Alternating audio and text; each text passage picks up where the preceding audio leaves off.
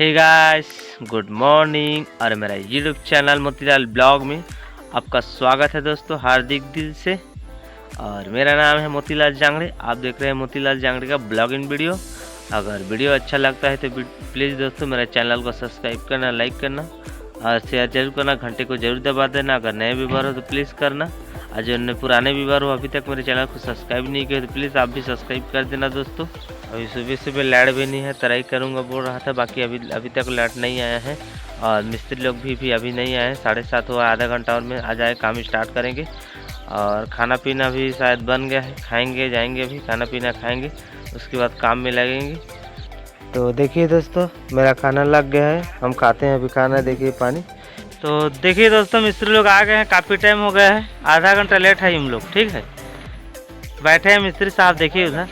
और इधर देखिए काम कर रहे हैं। ये 2 आदमी आए हैं, आज थोड़ा बहुत सहूलत होगा काम में। 2 आदमी ढूंढ कर कहीं से भी लाए हैं। ठीक है, तो हम काम करते हैं दोस्तों, आप बने रहिए ब्लॉग पे। इस्माइल दे देगा।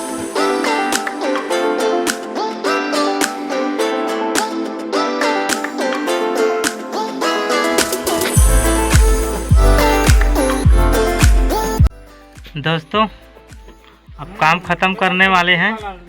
12 बज के अब 12:30 भी हो गया, थोड़ा लेट भी हो चुका है।